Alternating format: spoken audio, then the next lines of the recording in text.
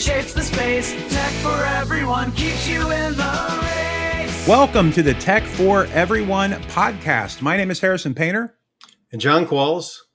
And today we are going to give you a very high-level look, a peek behind the curtain, if you will, about the new 1150 Academy, the 2.0 version. And I'm excited to, John here, look, he's the visionary. He's got the vision. We're all taking action under his leadership, and just amazing things are happening right now. Do you want to share a little bit about this new direction, John, and where we're going? But wait a minute. Before we do that, I think it's important. We need to share with everybody.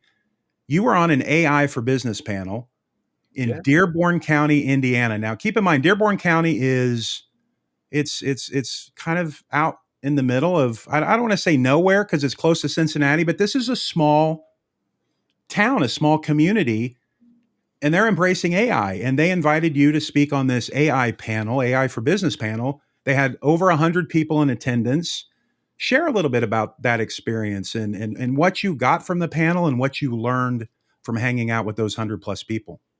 Yeah, it was a great experience. It was impressive to actually see, I want to say about 150 people in the room in I think it was a converted, a Perfect North slopes, right? So I think it's a ski lodge during the wintertime. But it was great with their commerce. It was on a panel. I think Xavier was on the panel and myself and another organization. But it was really amazing to watch this kind of small community embrace AI and really want to know, how can we use this? Not only in the panel, I thought they asked really relevant questions about how they could use it and where it was going. And then they also, afterwards, a lot of people came up to me and they talked about how they dabbled in it, but they were really hungry to find a way to get value out of it. And I want you to share with everybody right now, because you said something that really resonated with everybody. And that was your concept around white collar, blue collar, and no collar. Could you explain that a little bit for everybody?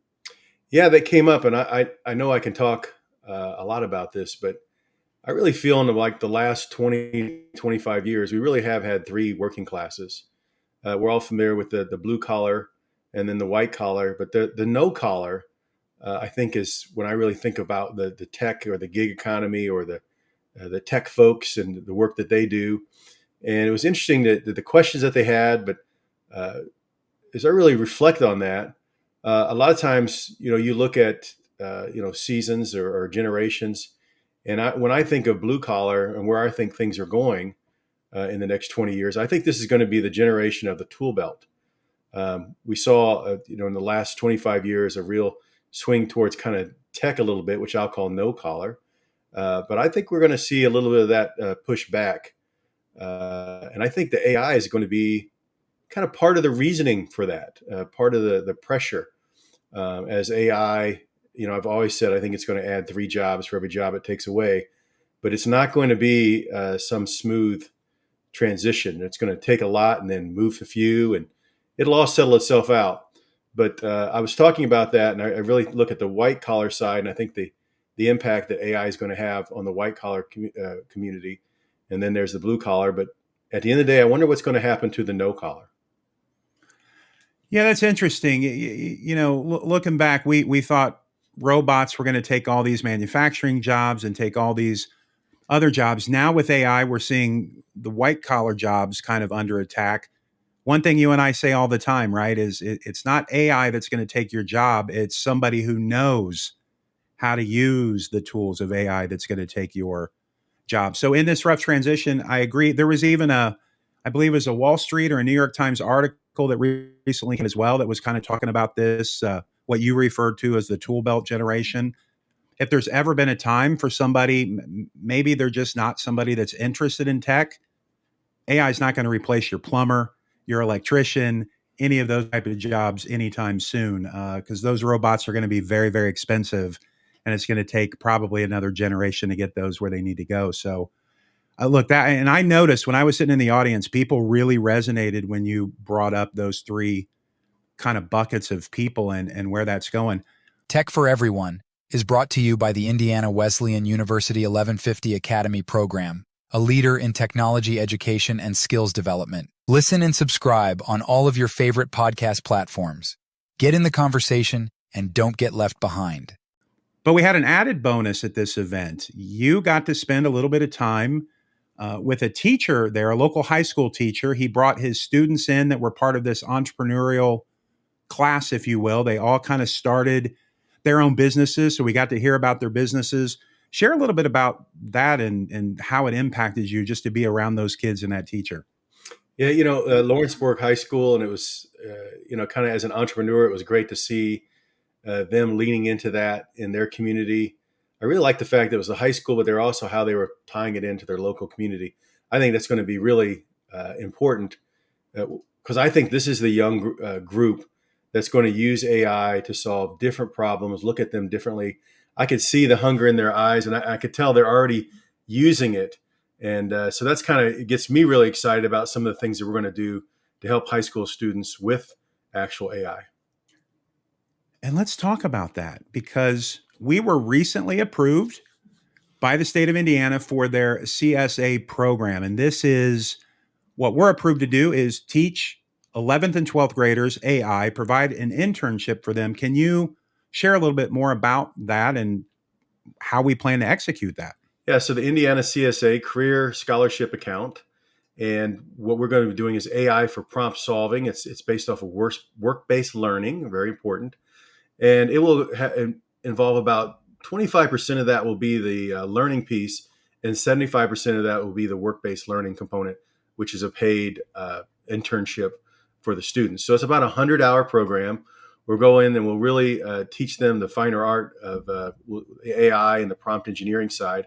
And then they're going to solve local business problems using that tool set. And the reason I'm so excited about this is that a lot of times when I'm speaking with employers, they don't know what to do with AI. And so we've got some programs. Obviously, we'll talk a little bit about that, about what we can help them, what they can do. But at the end of the day, they then wind up with people that don't have any experience with it. And so I think you have a hunger on the business side of someone using these tools to solve problems. And then you can have young people who are they know the tool, they just don't know the problems. And they're unbiased and they're full of lots of energy. And I've always thought whenever you can get a problem and someone with a passion and energy and get that together, some real magic will happen. So that's where I really see things coming out of this CSA program. And I think it's important to note for educators, for teachers, look, I know that everybody is challenged with AI in the classroom, students cheating or using AI to write their reports, and then teachers trying to figure out, was this AI generated? Was it not? But we can't outright ban it in the classroom because they need to know how to use it. They need to understand this for their future, their career. There's no question 99% of jobs are going to be impacted in some way by artificial intelligence. But what you're doing with the CSA program and the vision behind this is to move that energy and that focus away from maybe some of the stuff they shouldn't be doing and actually give them something constructive that truly teaches them, trains them, and gives them that sense of fulfillment. Yeah, and to me, we're probably both old enough to remember, at one point people didn't want to have calculators in the classroom. Then they didn't want to have computers in the classroom. And now, here comes another thing in the classroom. But at the end of the day, it just becomes another tool. One of the things I think is super important for us is to make sure that we teach the ethics in this CSA program as well. And another cool thing I want to talk about that we've done, and this program's been out now, I think, for 4 or 5 weeks. It's an 8-week program. We're helping build communities. So 1150 Academy has a prompt engineering program at Eastern Star Church, a very large church here in central Indiana. So far, that's been going well. Share a little bit about how that came about and why it's so important to you to implement this program. Yeah. Eastern Star Church, they were looking for a way to kind of put some innovation into the workforce in their community. And so Chris Daly, our VP of Learning, is doing a great job over there leading a cohort through prompt engineering. What I really like is I want to say there's probably, the age range is between 19 and 82. So what a pretty diverse group That's cohort. awesome. And I think we're going to see some great stories about how they've used and solved some problems, and also really business problems for them. I think there's going to be some great stories there. I look forward to it. So we've covered high school kids. We've covered just the local community in general. We also have you corporate folks covered and executives. We have been running an AI prompt engineering workshop for executives. Feedback has been phenomenal. Share a little bit about that. I mean, this is one of my favorite things that we do. Yeah, we've been doing this kind of quietly for about 3 months. We just had a class a couple of weeks ago, really great class. It's really about AI for executives and managers. Um, what we believe is you're going to, part of the challenge, I think, is that the executives and the managers are not sure how to use AI themselves. And so our goal is how can we help the AI executives and managers know how to use it, but also position them on how to delegate it and how to see what it should look like, or how to direct others to use that. So that's the AI for executives. We're going to be doing that with ITEA. Believe next Thursday. That event is sold out already. But you're going to see that on our website. It's a 2-hour workshop for executives and managers to position them not only to use it and get value, but to position them to be able to delegate and use it as a tool within the organization. All right. So, high schoolers, the community executives, what about people that want to go deeper? What about those folks that want to go deeper? We have been working on an AI certification program. This is a 32-hour educational experience. Share a little bit about that and the launch here coming up for that. So what's come out of our AI executives for managers is it's like, how can I bring this back into my team? And one of the things we want to avoid is, I like to call AI chaos, where all of a sudden everybody has a tool in the same minute and everyone goes off in different directions. So this course here, this AI 32-hour certification program, is really for centers of influence within the organization to kind of, by department, pick someone, put them through our 32-hour cert program, and they're going to come back and they are going to be that center, the AI, it's AI guy or gal within that department. We think that's the right way for organizations to think about how they want to implement this. Get the executives and managers on the board, understand how to use it, then get your centers of influence within your different departments, get them trained up, and then you'll be able to push it all the way through the organization and capture the opportunity around productivity and creativity and innovation that you can see just leveraging prompt engineering. But wait, there's more. We're even covering the academics. So some of this curriculum that 1150 Academy has been working on is going into one of the master's degree programs at Indiana Wesleyan University. How cool is that? Yeah, so we're really excited to be working with Indiana Wesleyan University and our partnership there. And I don't want to give too much away, but there's a great program, a degree program in their master program that we're working with them on. And I think you're going to hear a lot about some great things coming out of Indiana Wesleyan University and a degree program associated with artificial intelligence. And now the big one. This is a big announcement. Now, we're not giving out dates or times or anything like that yet, but we're going to do something nobody else in the world is doing, at least not to our knowledge at this point. Talk about the AI Fusion Conference 2024. What's happening with that? I can't be more excited about this. It's going to be near the end of June, and we really been working on this for about a month. Been thinking about this, how we want to get this done. One of the things is what we did not want it to be. We don't want another talkity talk conference. There's lots of those, and you go to the conference, and there's a place for it, right? Talk about policy and talk about the future and where things will be in 5 years. But we're really looking for a workshop where you can walk the walk. So this AI Fusion workshop, we've broken into 3 areas: AI for educators, AI for business, and AI for tech. On the educator side, that's going to be a 4-hour track specifically for educators and leveraging AI. And then we're going to have the business side. A lot of these workshops that we're talking about will be integrated right into the day. It's a 1-day event.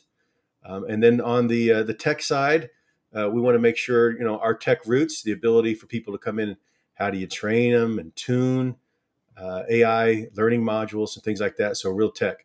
So we think we're going to be able to take care of the educators, only going to be 100 slots. And then we're going to take care of the business, 100 slots. And then on the tech side, 100 slots. So be on the lookout for that. We're super excited about it. We've got some interesting folks to come in and talk. I don't want to let everything out of the bag right now, but you're going to see that either the third or fourth week of June, and it'll be right here in Indiana. And this truly is tech for everyone. So we've covered so many different folks that need it because everybody needs this education. And for me, this conference is going to be incredible. It's going to showcase the fact that you don't need to be technical. I'm not a coder. I'm not a super high-tech guy that understands all that stuff, but I understand how to implement it. I understand how to use it. I understand the foundations of it, marketing and sales. And that is exactly what at least the track I'm going to be part of is going to be sharing. John, I'm sure, is going to be doing a lot of stuff on prompt engineering. And I know that we are right now in talks with a couple of the large tech companies to bring in some form of representative on the tech track. For educators, again, it's balancing between how you can use it to get some of your time and dealing with your limited resources in the classroom, and also to better understand how your students are using it so you can just stay abreast of everything that's going on. So stay tuned for that. We're going to have a lot more information on it here by next week. Tickets will be available, times, dates, venue, the whole 9 yards will be available, I believe, by Wednesday. That's our goal right now. So stay tuned for that. And if you're not signed up for the newsletter, make sure to go to 1150.org, sign up for that newsletter, and you're going to get all of this information next week. So any closing thoughts here, John, as we wrap? And we covered a lot of ground. This is a high overview. We will break down each one of these on future episodes and go even deeper. But any closing thoughts? One of the questions is why the AI side of thing, why the emphasis? Historically, 1150 has always been about being at the kind of the front end, the tip of the spear. And I really feel this puts us back at that tip of the spear, kind of closing the tech gap between, technologies that are coming into the workforce and being able to get people to use it and do it right away. This is moving super fast. It's interesting. It's super fast, but we're still super early. So really excited about that. But, how can we continue to move at the speed of industry and innovation? So we think that's important. We want to do everything we can to help future-proof the workforce.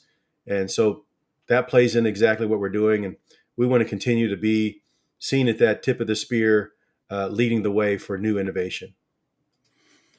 And I think that wraps up this episode of the Tech for Everyone. And I think we covered everyone today, except for maybe some infants. Do we have an infant course coming up? Do we need to get them? No, that'd be a good one. But thank you all so much for tuning in. Make sure to subscribe to our YouTube channel or wherever you're listening to this podcast. If you want to leave us a comment, give us some, your thoughts, your opinions, what you're excited about, please do that and get in the conversation. My name is Harrison Painter. John Qualls. Until the next episode, keep innovating. Tech for everyone keeps you in the race. Tech for everyone, clear and vast. Shape your future in each podcast. Practical inside tools at your command. Tech made simple right in your hand.